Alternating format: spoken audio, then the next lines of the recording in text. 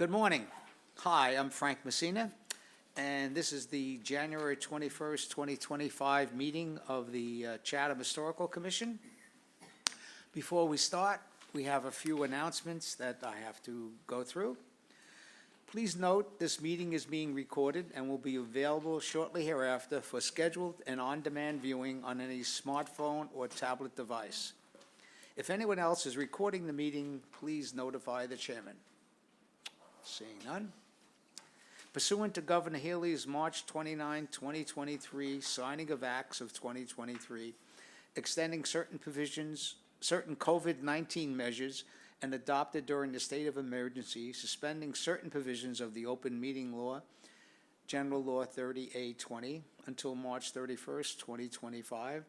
This meeting of the Chatham Historical Commission is being conducted in person and via remote participation. Every effort will be made to ensure that the public can adequately access the proceedings as provided for in the order. A reminder for persons that would like to listen to this meeting while in progress may do so by calling the phone number 508-945-4410, conference ID 903-779-573 #, or by joining the meeting online via Microsoft Teams through the link posted in the posted agenda. While this is a live broadcast and simulcast on Chatham TV, despite our best efforts, we may not be able to provide for real-time access. We will post a record of this meeting on the town's website as soon as possible. Okay, first item is the roll call. Looks like we have a full complement of members here. Bob Lear? Yes, here. Nancy Barr? Here. Stephanie Hamilton? Here. Sandy Porter? Here. Janet Tennyson? Here. Robert Stevenson? Here. And the chair is here. Okay. Just a quick comment as I call the roll call. We have one alternate position open to the Historical Commission. For those 5 people out watching, if you're interested in joining the commission, please let us know. Robert Wilson, who has applied for the commission, was interviewed and by the select board, and hopefully at the next select board meeting sometime at the end of the month, Bob will be joining us, but still leaves one open position. Okay, we have minutes of January 7th, 2025. Could I make a motion that we accept the minutes of January 7th, Okay, 2025? A second, please. Second. Thank you very much. Okay, if no other comments or questions, we'll take a quick roll call on the minutes. Bob? Yes. Nancy? Yes. Stephanie? Yes. Sandy? Yes. Janet? You? Abstain, I was absent. Robert? Yes. And the chair votes yes. Thank you very much. That was quick. Okay, we have, for public information, we have one hearing and a number of new business items that we're going to review, including the commission rules and regulations relative to the issue of the administrative approval process and the continued risk for applicants for continuance. No necessary correspondence, but I do have a few things to report relative to where we are on some of our other old business items, so it should be a relatively straightforward meeting. Having said that, the first application is 25003 to be heard in accordance with Chapter 158. This is a partial demolition of an historic structure at 16 Windmill Lane. This building is built in 1933. It was part of a cottage community down on Windmill Lane, and there is a Form B on the property, although it is not included in the National Register or a National Register district. So you do have a Form B, which hopefully everybody got a chance to look at. There's a lot of information and photographs of the of the property as it was reviewed by our preservation consultant. So, hi. Hi, good Why don't you morning. quickly introduce yourself? Sure.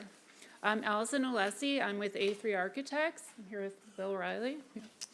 Good morning, William. And we're here on behalf of Carrie and Jeff Chandler, who purchased this house, I believe about a year ago. And when they purchased the house, the inspection indicated that the existing foundation isn't viable. So when they purchased the house, they knew that they had to replace the foundation. A little bit easier said than done. As you know, and thank you all for coming, or many of you for coming out to visit the site, we're in a flood zone. And so replacing the foundation is a little more complicated than on a typical project. Also, this project is 3 distinct levels and components. So I think we'll just start with the main historic house, which is the cape that you see closest to the water. So to be compliant with the FEMA regulations, we'll be lifting the existing cape approximately 5 feet. In yellow, we're showing the parts that are affected by that, and we're touching a few windows as well. So basically, the house is coming up 5 feet. In addition to that, if we go to the next slide, we can see that on the water side elevation, there are non-original bay windows facing the water. We're planning to replace those with more glazing to take advantage of the views. And then we have 2 small gable dormers that we are planning on replacing with a continuous shed dormer, again, to take advantage of the views. And we're proposing a small addition to this area. Actually, if you go back a slide, it's more on the other elevation. Where this entry is, where you come up the railing and go in, we're proposing a small 1-story shed roof addition to make the mudroom and kitchen more functional. Let's see, the next portion of the structure is what we have been calling the bunk wing. It has 2 bedrooms and an exterior screen porch. Right now, when you step down from the main house to the bunk room, it's about a 2-foot elevation change. So when I said that the house is going up 5 feet, what that means is the bunk room is going up 7 feet, right? So all the space needs to be out of that flood zone. I just want to make that clear because there's a lot of levels here. And then finally, the windmill, which you see is almost touching the street. On the site plan, you'll see it's right on the property line. And this is also being elevated to get out of the floodplain. So maybe we should go to the slides that show the proposed. Thank you. So in plan, we see that, but here we see the windmill lifted. And I think one thing that we did talk about on site that I wanted to clarify is we are showing exterior siding coming all the way down. Because it's such a large amount of exposed concrete, we thought it made sense to bring the siding down, so that's something that we can talk about. But behind the siding that we're showing on these elevations is a FEMA compliant concrete foundation with flood vents in it. I guess we can look at the next slide.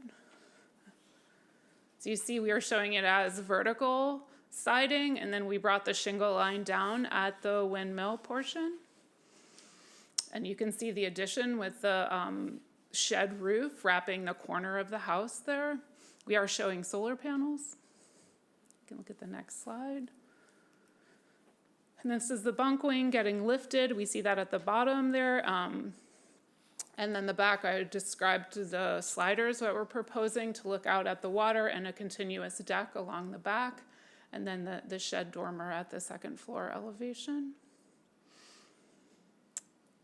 This is the section. I don't know, I can take questions, or if I can explain anything better, I'm happy to do that. Okay, 1 second. First of all, I guess we don't have any argument relative to the historical significance of the property, so that was a question. So I guess, having said that, I'd like to introduce just quickly, what we do relatively, Sure. determine historical significance. Sure. If we determine the property is not historically significant, say, thank you for coming, okay? Oh. But if we Okay. don't, we proceed. So just to put that aside, and if there's no argument, yes, Mr. Riley? Well, I don't think there's any historical significance because of the changes that were made to the 1933 building by the addition of the bunk wing and the windmill, neither of which were constructed at that Are time. you maintaining the property is not historically significant? Yes. Okay, well, I guess I respectively strongly disagree, especially when you look at the Form B and determination of it as a cottage community. Was it 1776? No, but it was 1930s. It was part of a significant cottage community.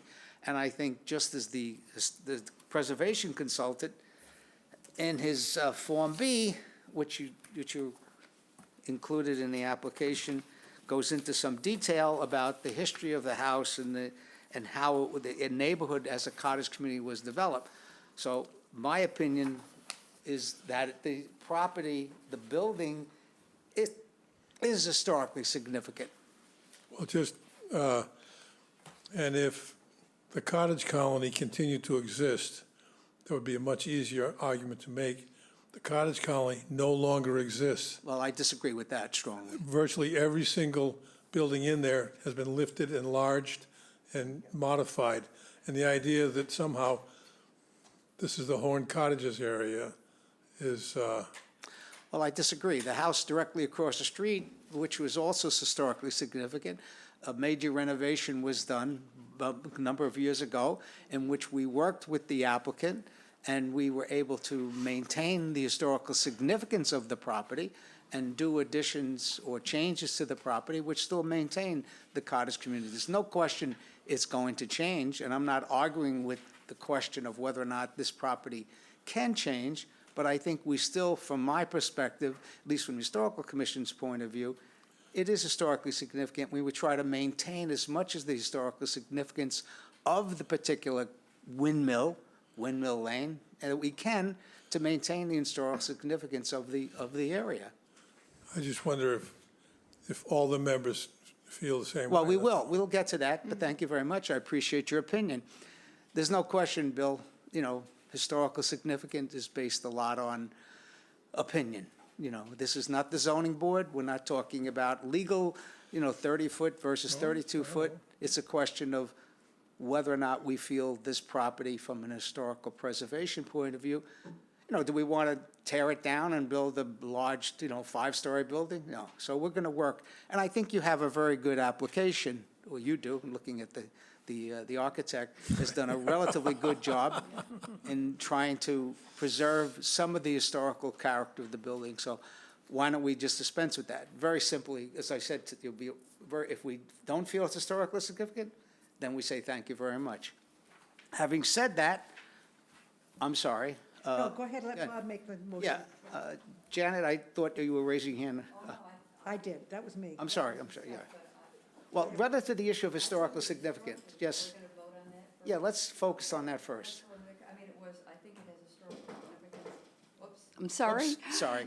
I think it has historical significance in that originally on this form, I think one of the original structures must have been built in 1920, because when you Google it, it says that, plus on this form it says, so maybe the original cottage, but on the other, as Frank said, we've evaluated other homes in that area and they have been deemed historical, so I think this fits right in with that category myself. Thank you very much. Anybody else? Just, yes, Shirley. Do you know when, it looks like the bay windows were added 1991, the porch was added 1997. Bill, you mentioned that you felt that the windmill and the back addition were later. Do you know when they were added? No, there's no record, so. Thank you. Relative historical significance, Nancy? Do you feel the building is worthy of, I have to think about it. say again? I'm just going to think about it for a second. How many seconds you want? I believe that there are definitely historically significant. Thank you. Sandy? I concur. Thank you. Robert? Yes, I'm sorry. You're Bob, he's Robert. Go ahead, Robert. Not yet. Have a question. Yeah, surely. Okay. Allison or Bill, I was there on the visit, and it just seemed like everything was at the street level, and now we're bringing everything up between 5 and 7 feet. Yes. I'd certainly do that for view. Robert, can I just ask you to, just on the issue of historical significance of the property, so we could proceed? Yes, it's historical, in my Okay, opinion. we'll come back. I apologize. Bob? I agree, it's historically significant. Okay, so we seem to have a consensus, and at this particular point, entertain a motion to reaffirm the historical significance, Mr. Vice Chair? I move the Chatham Historical Commission finds that the building located at 16 Windmill Lane is historically significant because it is in whole or in part 75 years old or more, and is associated with one or more historical persons of the town, and possesses architectural value or significance in terms of period, style, method of construction, or association with an historically prominent architect, and it is historically significant in conjunction with a group of buildings or structures. Second. Thank you very much. Any other comment, questions, members of the public? Okay, we'll take a quick roll call. Bob? Yes. Nancy? Yes. Stephanie? Yes? Sandy? Yes. Janet? Yes. Robert? Yes. And the chair votes yes. Okay, sorry, just a little bit of housekeeping. Bill, I understand your comments are out to that, but, this commission is trying very hard, because you're here a lot, and the whole issue of 1930s, 1940s, and we do recognize the issue, that we're reaching that point of what's historically significant. And everything, in my opinion, can't be 1700 to be historically significant and still maintain the historical integrity of the community. So we're gonna dance around that one quite a lot, so. No, I understand that. It's just because of the additions that were put on the front of the building. That was my only point. Yeah. So I'm good with Okay, it. no, I do, and trust me, we are wrestling with that. A lot of Chatham is gonna be 75 years old, and where do we go? Anyway. It's an interesting So, question. okay, let's get down to the issue of your application, and you were first, go. Yes, I just wondered, you're putting skylights on? Turn on your, You're putting skylights on? We're not putting skylights. Solar panels. Or solar panels? Okay. We're showing- Because the application said nothing about it, and it just suddenly showed something in the picture. They're solar panels. Okay.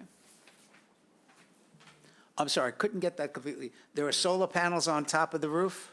So Were the proposed. on the proposed dormer, it's a very low pitch, so I don't believe they'll be visible. It's a very flat roof here. Yeah, that's a good, It's usually a good place for solar in terms of visibility. well, interesting enough, just one of the first applications I was involved in on the commission, goodness gracious, it could be 20 years ago, was a house where it was solar panels, and I think the commission dealt very quickly, and this was an old village house that, it's like saying you can't put an electrical connection to the street, telephone poles. And I don't believe this commission thus far has never really taken a position on solar panels in the point of view from that they're temporary, it's like Sure. color. Right. It's not a permanent modification of the property. So anyway, but good catch. Thank you, Steph. Well, I should add too, we spend a lot of time at Old Kings Highway and they do care about solar and they typically require us to use the panels that are all black without, you don't see the white lines. So it's a little bit cleaner. I don't know if you've noticed the difference, but I can certainly send you a spec sheet. So it's a black frame and a black panel and it tends to, because it will fill the roof line completely, it tends to kind of go away. I mean, they're not invisible, but we try to make them as inconspicuous as possible. Yeah.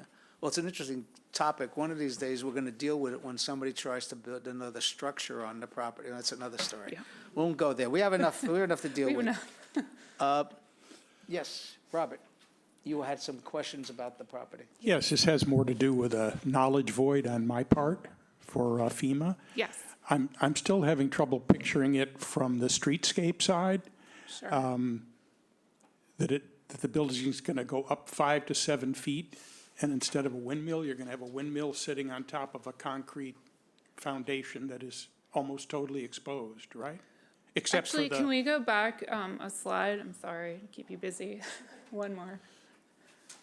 One more back, please. Yeah, so this is what it would look like from the street. And it's a good question because FEMA requires us, if we touch 50% of the value of the structure, which we have to do here, and I sort of explained the foundation isn't viable as it is right now, so this has to happen. But yes, it creates an access problem for sure. So we're proposing, that the foundation will end somewhere here. So here's the lifted windmill. And then I think I tried to mention in my presentation that we are bringing the shingle line down because we thought that was a lot of concrete to see at the street level. But it is not required. That was a decision we made that we thought it might look better to not see 6 feet of exposed concrete. It would look better to see some of the materials coming down. At the side, sorry, Robert. Yeah. Robert, may I ask a question in between that? yeah, We discussed briefly at the site visit, which technically we didn't discuss, we just mentioned, but alternatives, and I guess my point, Robert, from that point, the same issue, is that the streetscape of the colony village, if you will, and that's my issue. I mean, I have an issue, but I have to, get over it, so to speak, in that according to FEMA, you've got to lift it. Yeah. So we've got a different look on the property and on this, and in the so-called area or the so-called streetscape. But by enlarging the building, okay, it just visually, it makes the building big, okay? And I'm just wondering, and I understand your comments, and I'm sure the applicants, the owner's comments about, oh, we don't want that big concrete. And I guess I pointed it out across the street where Right. they had a similar situation where they raised it and they didn't put just concrete, they put stone Sure. or some kind of other thing. And the issue from you, as you're the architect, is that, you've got a windmill that's elongated. Right. And it's inconsistent with the scale of the whole building. And if there's something you felt that you could do to reduce that scale visually to the foundation and not put 5 or 6 feet of Yeah, I mean, I think we could split the difference, or where we bring the shingles down a foot or so, and then we could have a stone base, or, Yeah. I think we're open to doing that. It is a very stout windmill, right? And it's getting elongated, so we could stop the shingle line maybe a foot down, and then the Yeah, rest it be. also makes the door kind of awkward. I mean, It does. that's a funny-looking door. You got giants going into this windmill, Right. 9-foot giants, yes. Well, the door is actually meant to replicate, so the door, if we just lifted it, the door would be somewhere here, right? So this is a exact same size door, it's not. Excuse me, Janet, one thing, Robert, I'm sorry, were you finished what you wanted to go? no, I think we're talking about the subject right now. Okay, I was wondering if maybe they could put Boston round stone or something like that at the base of the windmill, which would be more common and would be what they used in the early days in this area. Did you get that? No, say that one more time, I'm sorry. Yes, the lower part of the windmill, Yes, your neighbors are going to have to look at that. And what I'm suggesting is maybe you would consider a Boston round stone that would be consistent with that era. Rather than just like modern brick sure. kind of foundation. Just a suggestion. Yeah. You've obviously, Allison, you put a lot of work into this, and I know your hands are tied here, so we're just trying to be helpful. We're not the enemy. We can definitely look at that. I feel like there's not that stone anywhere else on the property. I mean, we can definitely look at that. This foundation will have to have some flood vents in it. It's a functioning foundation. And I think I mentioned this on site. There has been water in this basement since course. they've bought it. There's been water in You it. bet. So it's not an area that doesn't get tested by water rising. But we could definitely look at adding stone there, yes. Okay, I'm sorry, Janet, yes. No, well, I was going to make a similar suggestion that Robert did about, because I get the reason bringing the shingles down, I really do, but it kind of diminishes the charm of the windmill.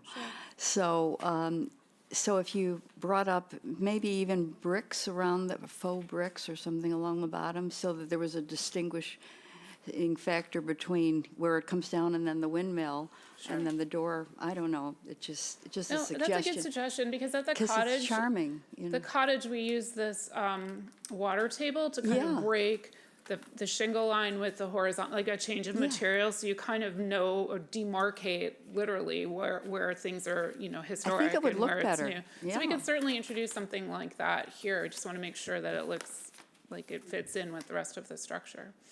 Okay. Anyone else have any comments that they'd like to add, or Nancy, anything?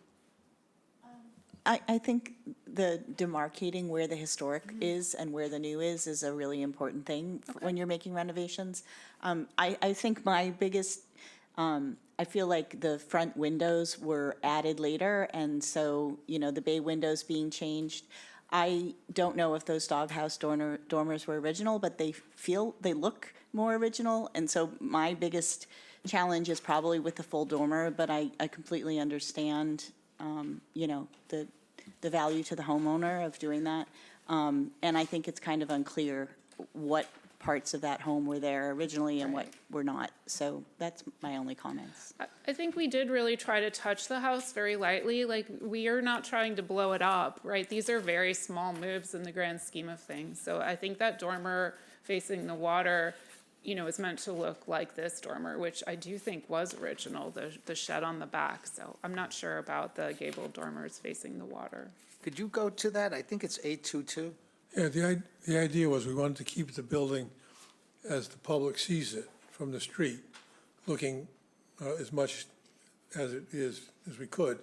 But we felt that, given the cost of elevating the structure, that the ability to take advantage of the views on the water side is, we thought was a fair trade-off. Yeah, I think, all right. Nothing's a show shop before you, Nancy, then, right? No, you could, if you go back, you can see what it looks like now, but, so it's changed, but it's also not on the street side and understandable. Yeah, go back to the, what's the comparative on what it is now on the southeast elevation?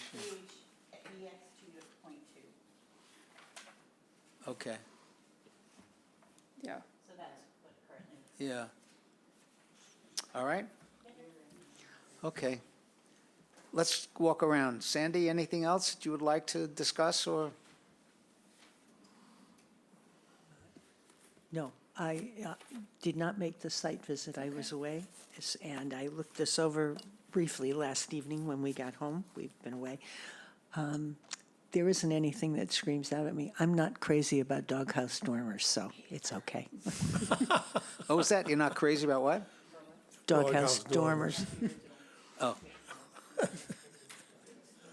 Yes, Steph? Janet? Robert? Bob? I have a couple questions. Go, Sorry, sir. a couple of questions. One, there's some references here to standing seam metal roof. What's Yes. that about? So can we go back to the proposed elevation? Sorry, I'm keeping you on your toes today.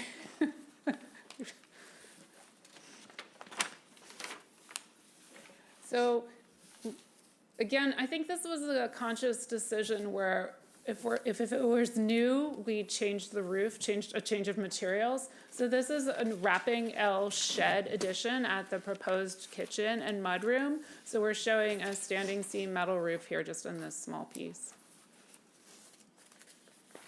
And on the back, same thing?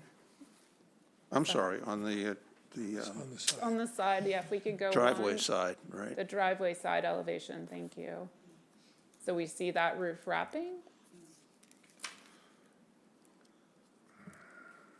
sorry. So that, Yeah. I'm like, it shows up in two places. One is the proposed mudroom addition has a metal roof. Right. And the proposed dormer has a metal roof. Oh, sorry, yep, so up here, I couldn't read that, I'm sorry, I need like reading glasses and distance.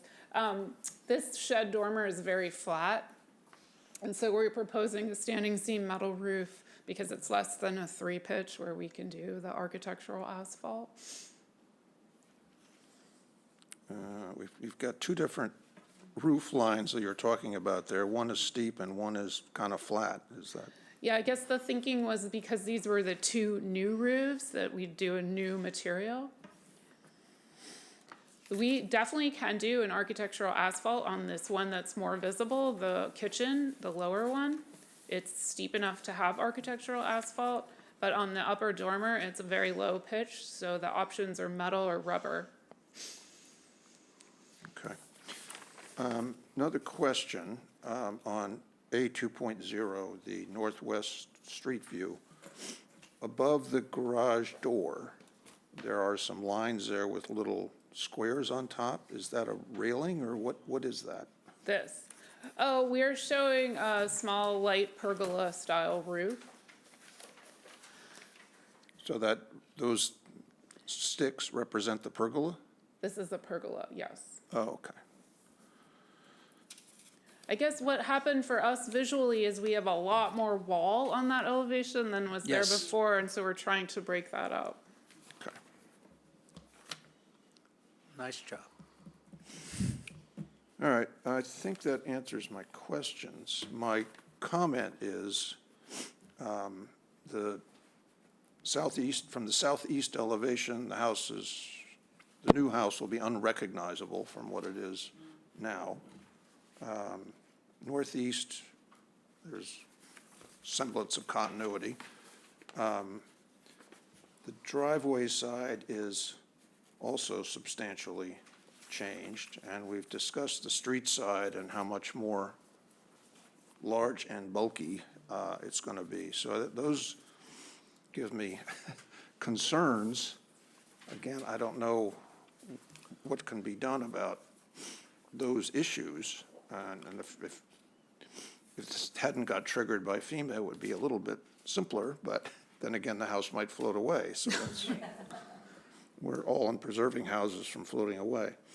So I do have concerns, but that addresses it, and I think that it may require some public relations to convince the neighbors that all of these things are required to put in this very large, new-looking house next to them, but.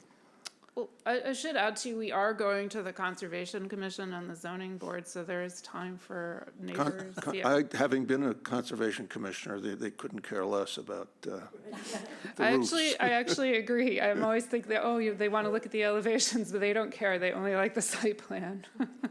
Right. Zoning may have some issues, though, so that's what I was referring to. Okay, that's all I have. Thanks. Well, thank you very much. I think my questions, I like put it questions and comment. My question, I think, is answered, if you will, in the fact that you will reconsider that foundation area underneath the windmill. And I think that's going to be key, because as Bob said, the neighbors may not be happy, or may be happy, of what's going on. I don't know what zoning is going to do. It's a new zoning board, and they have their own opinions on how it works out. Your zoning issue at your bill, what is the issue on zoning that you have to go to zoning? We're making changes to a pre-existing non-conforming structure. Okay, yeah, and but I'm sure you're going to be okay. But I do appreciate the fact that, from my point of view, the comment, rather not a question, was that just doing that to the windmill, what you're proposing, I think is going to go a long way to reducing the visual issue, the visual impact.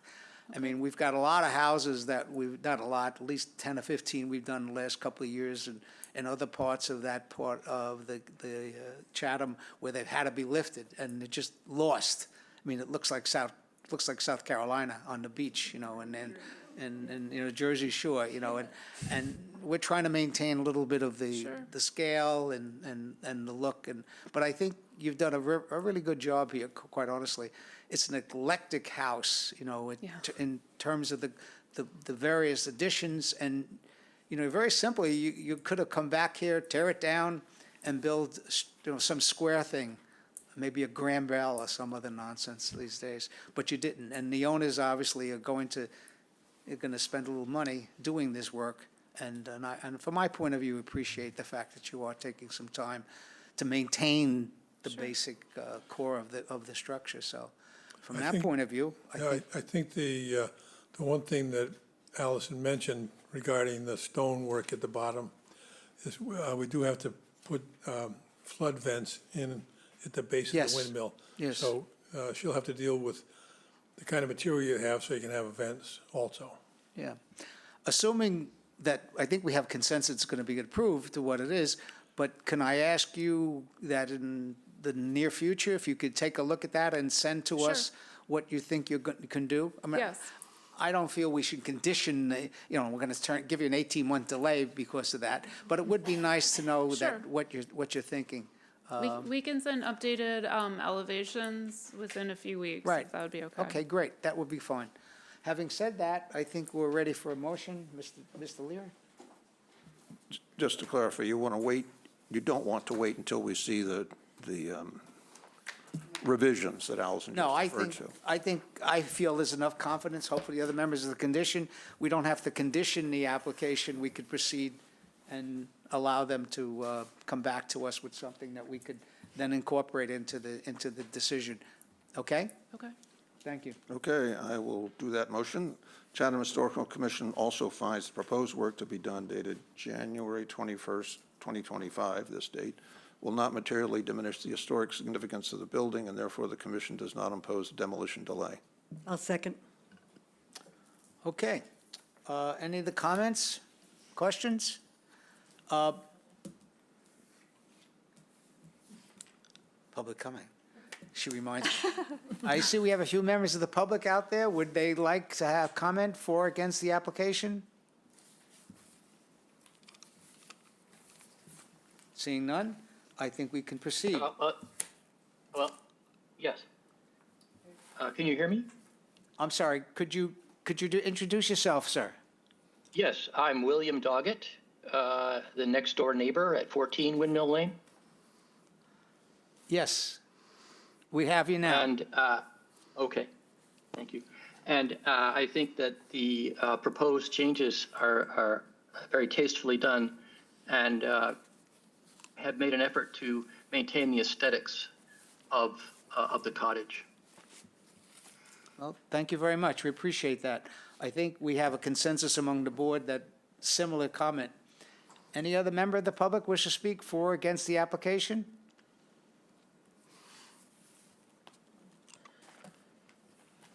Seeing none, we could proceed with a roll call. Bob? Yes?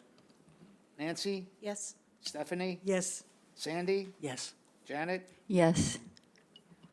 Robert? Yes. And the chair votes yes. Thank you very much. Appreciate Thank your you. help and your efforts. Thank you. Thank you. When do you go to zoning? We're in the process of filing now. Thank you very much. We'll get some comments out. Thank you. All right. You know, we've been holding on to these books that we decided that would be good to have. We're going to use them. It's like a quiz. We're under new business. First one is review rules and regulations. In the book, I feel like I'm a teacher. Turn to rules and regulations. We have a couple of new members of the commission, and we're going to get another new member soon. These rules and regulations we put together, when did we start it? I don't know, we adopted them and amended them in 2014. Yeah, it was 2014 when we generated the rules and regulations. And basically, it was a way for us to formalize how, you know, how we operate. And quite honestly, when someone questions, you can't do that, we said, well, according to our rules and regulations, legally, I don't know what holds any legal authority. It's certainly not a bylaw, but it still gives us some consistency that when we do things, we're doing it consistent with our former ways that we have, how we act and what our authority was. So anyway, the one key thing I wanted to talk about was the administrative approval process. Now I gotta find out where it is. Help me, Kay. Where is it?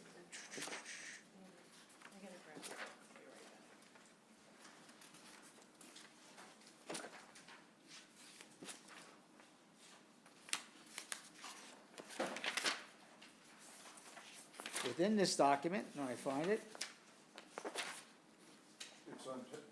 Say again? It's on page 6, Frank, I think, under Page 6. Thank you determination very of much. applicability. Okay.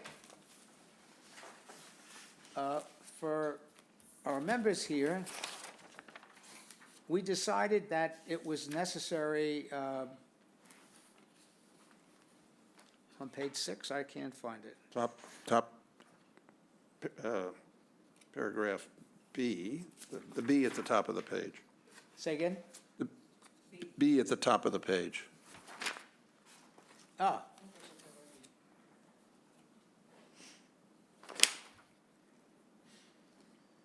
Okay. Why can't I find it? I don't know.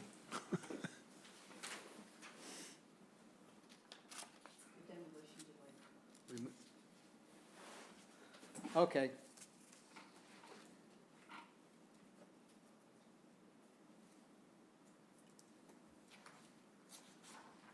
Is that all we wrote on administrative review?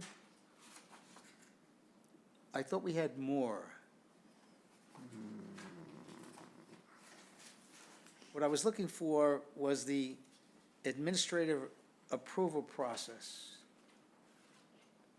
Bottom line here, if I can find it, didn't we have another paragraph on administrative approval for, I'm not sure. I believe, since I wrote it, that that's it. that's all we wrote? It lays it out. Okay.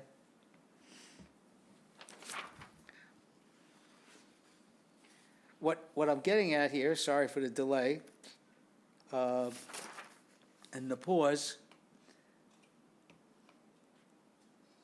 Okay. I'm going to read it. Bottom line, what I'm trying to get at is that what we determined was that there are certain applications which come before, not necessarily the commission, but would come before community development, is that the applicant really does not require a full hearing. And we would do an administrative review process. And the bottom line is, and I guess it is on the fourth line here, alterations which are minor or consist of maintenance or repair. In other words, that if in fact we considered it minor, and then we would ask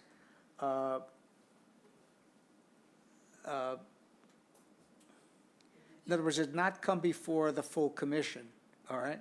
Okay, right here. I'm going to read it again, sorry about this. If, after this due diligence, both reviewers agree that the project does not require an application for a full hearing before the commission, okay? And we're following that, and I think it's working out, and I think Christina, who really get the blunt in community development, and Annie, that this is good. It reduces our workload, and that's fine. The question really is, from my point of view, is that what we don't do in this process, yeah, we talk about minor repair or minor changes, even in an historic structure, that wouldn't necessarily require a full hearing. And I think it's working, and I don't think anybody's taking advantage of it.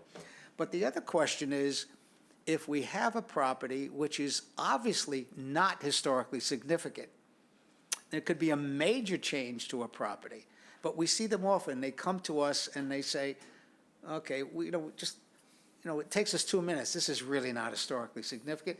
But the applicant has applied. They paid the $150 or whatever the heck it is. They had to hire an architect. They have a lawyer. And we put the public into, certain kind of inconvenience, if you will. And so what could we do?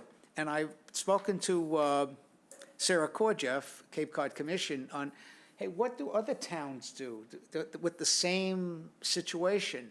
And this is coming up, quite honestly, with the fact that we're going to get a lot more homes in the next 25 years, I may not be around, which are going to be 75 years old.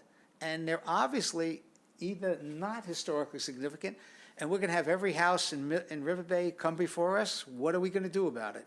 And our dear departed friend Steve Burlingame, angsted over this, and we decided, well, we're not sure what to do.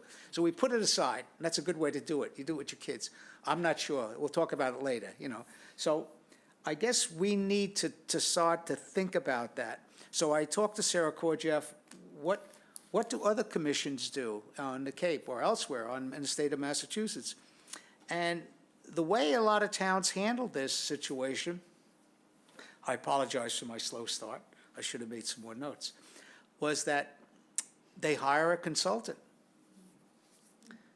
Good luck on that in Chatham right now. I don't think that we're going to put a preservation consultant on staff unless my good friend Dean Nicastro, who happens to be sitting in the audience, is going to sponsor an additional staff person to the town of Chatham. It's not going to happen, okay, given everything else in this town. So they're not going to hire a full-time preservation consultant. We do have a preservation consultant that we work with, Eric Dre, but he's not on retainer, he's under contract. We could ask the town of Chatham to put him on retainer, which meant every time we have, and some towns do this. In fact, Eric does it. I'm not trying to get Eric Dre contracts, but what they do, when an application comes before the commission, to the staff, they immediately goes to Eric and he looks at it and he said, this is not historically significant. Now, he's a professional consultant. He did most of our Form Bs. He's got enough knowledge from a historic preservation point of view to say this house is worthy of protection, or it's an opinion, okay, but at least it's a professional opinion. He knows the difference between an Italiante and a Cape Cod and a three-quarter, and most of us, we look at it, I keep saying, I'm an electrical engineer, guys, give me a break. Okay. Having said that, so that's one way we could do. The other way that the other towns do it is their Form Bs. Now, Chatham has been very lucky back in the early part of the commission. We've done a great job with our Form Bs, and I think, I'm going to ask Christina to correct me, I think we have evaluated every home in Chatham. What was Eric saying? Why don't you give a little overview of what Form Bs we've done? I should have brought the book, but we have a book that has the Form Bs that have been done. We have that were considered medium and low and no for Eric. So that was done in 2014, I believe, completed in 2015. So moving forward, I believe he said 1965 and below he delved into all the houses. That he didn't do Form Bs for everything, but he that from his high, low, medium, done list from 1965. But the point I'm trying to make is we have hired professional consultants, Eric Dre, and then before him, I can't think of the other consultant we hired. So we basically done an evaluation of all homes, before 1965. So we've got a really good database. And so when an application comes before Christina, first thing she looks at, is there a Form B? And then in the survey, the summary that she provides to us, I'll find it, and she tells us whether or not that application was listed as a high, medium, or low. So we've already got some indication, I can't find it, an indication of whether or not we feel this house is worthy of review. And I guess all I'm trying to say, thank you very much. What would I do without you? In other words, she's indicated that status on the town survey, it's on the done list. So, or she will say it was a low. It was, in other words, if it was high, Eric did a Form B. If it was medium, we've done a Form B. So we have done all the high, correct me. I think he did say he did all the mediums, but I'm not quite sure if he Yeah. completed. So we've definitely done all the high. What does that mean? All the homes which are obviously historically significant, 17, 1800, those are done. The medians, when you get to the late 1800 to early 1900, he's completed most, if not all of them. The lows, we didn't do that yet. We're in the process, and it's on another part of our agenda, to potentially find another contract with Eric to look at, to clean up some of them and to do more. And I guess what I'm trying to say is we do have a very good database. The question is, and I really want you to think about it, I'm not looking for an answer now. The question is, do we want to change the administrative review process to indicate, in addition to the criteria, alterations are minor or consist of maintenance or repair? Do we want to add another category which says if the house was reviewed, the property was reviewed by the preservation consultant, and he issued a low, that it does not become before the commission, that it's an administrative review process? It's not say it's a complete free ride. It says that the two members of the commission are going to look at the house and verify, yes, this is truly not historically significant. And I use that example, Janet, many times when you've asked you to do you've said, Frank, this house is obviously not historically significant. Why am I doing this? Well, Frank, I've never remember questioned that, you. right? And the answer is, by law, Chapter 158, the only group that can determine whether a house is historically significant or not in Chatham is the commission, the full commission. So, in my spare time, I had a discussion with with Katie Donovan, and she is preparing a request to town council. You know, when anybody in the town wants legal advice, you have to fill a form out. So Katie is doing that, and the form is, boy, this is a long way to get to the point, I apologize. What she's going to do is she's going to ask town council to opine, I love that word, opine, you're going to give an opinion on whether or not it's true that only the historical commission could determine historical significance. Apparently in other towns, it's not just the commission, that a paid consultant can do that. So we have to decide, do we want to, hate to put it this way, do we want to give up some of that authority? In other words, that only the commission could, just like we did before, this previous, only the commission could decide if it's historically significant, or provide some legal. Guidelines. Say again? Guidelines. Right, a little room that not just the commission could decide it's historically significant, but the consultant could. Yes, ma'am. Why would we give that up? Say again? Why would we give that up? It's not a big deal to go out and review these. Well, why would we give that up? I think we need to think about, I'm not trying to give it up per se, I'm trying to Those were your words. Say again? Those were your words. Well, thank you. I would like to find an easier way administratively for the town of Chatham to deal with those multitude of homes that are coming before us, which are in that gray line. Yes, Nancy? I think you're saying that you want to ask if the preservation consultant's designation of, say, low could trigger an admin review rather than Yeah, a full review. that's a good way to put it. So we'd still have a role we to definitely still have a confirm or role. deny that low thing if, okay. Misunderstood. I Okay. think she was thinking we were going to not have an Oh, admin. no. I'm trying to take those homes which are in that low category and move them officially to the administrative review process. Thank you. What would I do now? Thank you, Frank. All right, and anyway, to just think about that, okay? Hopefully in another 4 or 5, 6 weeks, we're gonna get an opinion from the town council, and then we'll be able to put it together to to really think about it, but I wanted to creep up on that issue. Wow, that was like school all over again. Anyway, okay, that's the first thing. Thank you for your patience, I appreciate that. We lost Mr. Riley. The second item on that was continued request for an applicant for continuance. That was another issue which we want to think about our rules and regulations, and I'm going to ask our Vice Chair and Consigliere, Mr. Lear, to think about that. Do we want to put something in our rules and regulations which say, after 6 months, you're not going to get a continuance? And why would we say that? Because, as Christina pointed out, we're doing a disservice to the public. If an applicant comes before us on a major renovation, like 75 Hallway, and I'm just using that as an example, in a contributing structure in the old village with a major change, we had problems. He asked for continuance to go back. I think we're up to the third or fourth continuance. Now we're into February. Okay, there's good reason. He's working on it. But guess what?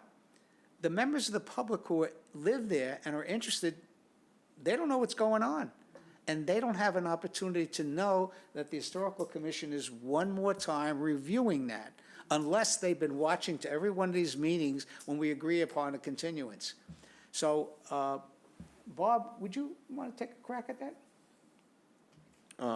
Yes, interest of full disclosure, my wife is the president of the Old Village Association, and they are one of the group of the public that want to know what's going on. Okay. And I get asked about it quite often, and I don't have an answer, so. In order to save Bob's marriage, we're gonna, well, no, it's just something to think of, to take a look at, like, hey, gonna be a good reason for it, or saying, after 2 times, that's it. What does it mean? It's not, we're not gonna turn you down, we're gonna say, you have to reapply. Right, that's, you and I talked about that on Friday, Frank, that at least that puts out a new advertisement that people Right. can see. Now, who reads those advertisements is another question. I think a lot of people do. I think that'd be a good idea, yeah. Good. Put it out again. All right, guys, very good. 2 for 2. That would be asking the applicant to pay another $150. Well, maybe we'll give them a discount, who knows? Well, I'm gonna let's I don't think we should charge another $150. let's let Bob put something together and we'll discuss it. I'm not making a decision. Okay. Wow. All right, tough group. We have no administrative approvals, now we've done all of that. Okay. The Primrose 1553, I'm still working on providing that narrative. I'll send it to you as soon as I get it done. The next item was Eric Dre and the Form B's update. Christina and myself, and of course, Katie at the same time, had discussions on getting Eric back under contract in accordance with the priorities we set. Let's get together Friday, just quickly, all right? We're going to be meeting with Eric again, just to understand what is done, what's left to be done, and how do we want to prioritize it. We don't have unlimited funding, so we've got to be narrow in what we approve of. So that's still going on. I just wanted you to be aware of that. Yes, ma'am. Sorry, I have a question relating to 4Bs that Yes, ma'am. maybe you can answer quickly. I was looking up a couple in South Chatham that were clearly, the architectural style was clearly wrong on a couple of them. Eric did not do these. This was another team of people that seemed to have been doing them at some point after the commission, but before Eric. And I think maybe they did a lot, and it was just, not that they thought that a half cape was a Greek revival, but that it got put down wrong. Are those easy to correct? Is that something, do you know the process for correcting a Form B, is my question. So I believe that's part of Eric's scope of work, is updating some Form Bs.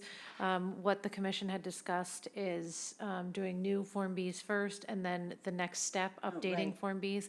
So of course, if you have any input or any changes, he may, we could ask him if he could if he did them, I'm sure he would change them, but if, because he didn't do it, it might be in phase 2. They were relatively recently done, so I don't think they'd be the first ones that you would go back and redo, but they do have mistakes on them. So it goes to So- Eric, if I could send you an email. Yes, so that if I've it's, noticed. maybe if it's an overlook on his part, he can fix them and get them, corrected.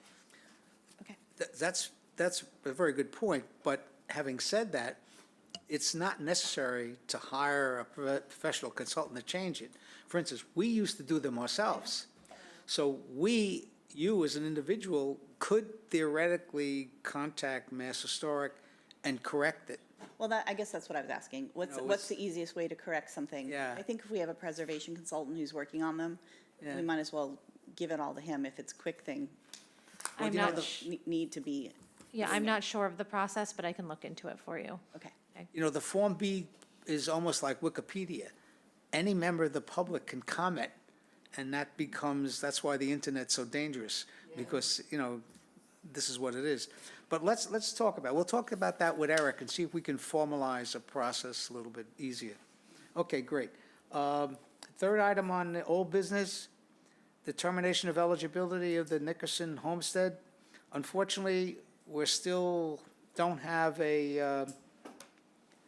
an agreement between the Nickerson Family Association and the Conservation Foundation, Chatham Conservation Foundation. I'm hoping that this will get resolved sometime in February and we could move forward. I don't want to say, let's go ahead and just do it anyway. I would like everybody to agree on the name of this thing, this dig. So that's where we are. We're up in the air. But I'm hoping that we get yes, ma'am. Is, Button? is the name? Could you speak up a bit? I'm having a little doubt. Is the name the holdup? Yes, The name? yes, That's it? That's That's what's it. holding it up? yes. They all have to agree, the foundation. Okay, yes, Nancy? Thank you. Do you have a proposed name that you're talking about, or is that not, what is the name that is currently under proposal? Or is that still dig- being discussed? The dig was, when we started the dig, when the Nickerson family dig, it was the William and Ann Nickerson Archaeological Site. The Conservation Foundation wants more mention of the pre-existing You prehistoric. don't have a proposal for what Yes, that would say? They do have some proposals, and it's a matter of getting the two to agree what's the proper way. The name, this is just a draft of a determination of eligibility. We're a long way from actually getting it approved, and the name can change, but we'll wait. We're trying to get it done to make everybody at least in agreement. I think that's it. The only other thing, just quickly to comment on, is the demolition by neglect. I keep looking over at Stephanie. Christine has promised me as soon as her desk gets cleared a bit, she will get back on it, and we'll continue to work on that. I actually had a brief conversation this morning with Ellen Briggs of Protect Our Past, and she has some information from another commission or another historical agency that's done some work on it, and she's going to forward me that information on another. Basically, what the issue is, we're trying to grab a grease pick here. What's the approach? How do we do this in the most effective way, but still get something on the books? Chairman's report. I guess there's nothing changed on the demolition delays? Nope. I will just comment under my report, if you will. I'm sorry, I'm talking a lot. Two things. The protection of archaeological resources in sensitive areas. I did send you, I believe, a copy of an email that I had sent to the Conservation Commission. This is not the Chatham Conservation Commission, but the town's Conservation Commission, over concern of protection of resources in archaeological sensitive areas. You're familiar with the Zero Crosswind Farm situation. Yes, it was approved by Conservation, but I did send you where the Conservation Commission actually included in their determination or their findings that the applicant, because it's being dug in such an archaeologically sensitive area, they should attempt, excuse me, my ears are ringing. They should attempt to be careful where they're digging. And in fact, they encourage the applicant to do an archaeological dig on the property to ensure that there are no resources in the area he's going to be digging up. Legally, we can't require that. In other words, private property. But what the Conservation Commission is doing, they're at least giving a little heads up, hey, be careful. And that's all we can really do to protect archaeological sensitive areas. If a grave is uncovered, different story. Everybody gets involved, including the police department and Mass Historic. So I guess what I'm trying to say is that in conversation with the Conservation Commission, their management, can't think of the name of the department who's in the new director of environmental resources, the one replaced Dr. Duncanson? Greg, yes. He sent an email back to me, a piece of correspondence, and said, this is a good idea, Frank, let's think about it. So, you know, it's something we'd like to do in the future, but, you know, we'll see what happens about that. Last but not least, the good old Monomoy Theater property in the Washington Taylor House. That application now is back before ZBA, so we'll see what we're going to do. Having said that, that's all I have, too much.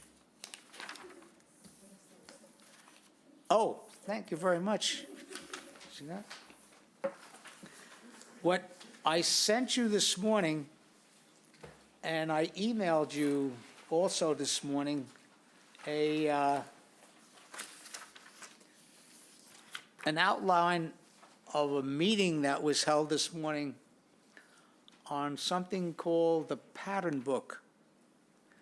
Long story short, about 20 years ago, Len Sussman, he used to be a member of the commission and was also a select person, or a selectman at the time.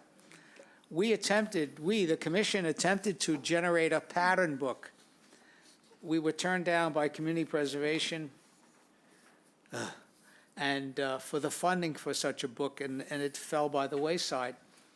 Protect Our Past, Ellen Briggs has picked up the mantle here and has proceeded in the process of generating a pattern book. I'm going to send you more information. In fact, I didn't copy it, but I emailed you a draft of this book, which I happen to be working on. In fact, we just dragged Miss Nancy into it and hopefully work on it. What this is just as Nancy, on what year that did, when the commission did this, okay? What year was it, Nancy? I forget. 2005. 2005? God, we're getting old. Anyway, 2007. When we did this, we did it because we wanted to generate something that the public can take a look at and say, hey, you know, maybe we want to save some of these old houses. And so it's a combination of the history of Chatham, but also the architectural history and the stories of it. Okay? What this book here, this so-called pattern book, in some ways is similar, but is different in the sense that it addresses the architectural styles that were used in the development of homes in Chatham and on the Cape Cod. So anyway, I wanted just to give you a little bit of a heads up that this group, Protect Our Past, is working on it, and it's going to take a couple of, you know, good 5 or 6 months before it happens, but hopefully it'll be another tool in our toolbox when somebody comes before us and, you know, tries to take down a really historic house and say, why don't you take a look at this to see what you could do, what the history of that particular style of house is. So anyway, it's kind of a heads up, just to let you know what's cooking, and we'll keep you informed. Stephanie, thank you for reminding me. My mind's going in 9 different directions. Okay. I've said enough. Anybody else have anything else to add? Clerk has something to add. No? You're still here. Yeah, I was going to, may I make a motion that we adjourn this meeting? Oh, because of discussion. Second. Is there a second on that? I seconded. Okay. Bob? Yes. Nancy? Yes. Stephanie? Yes. Sandy? Yes.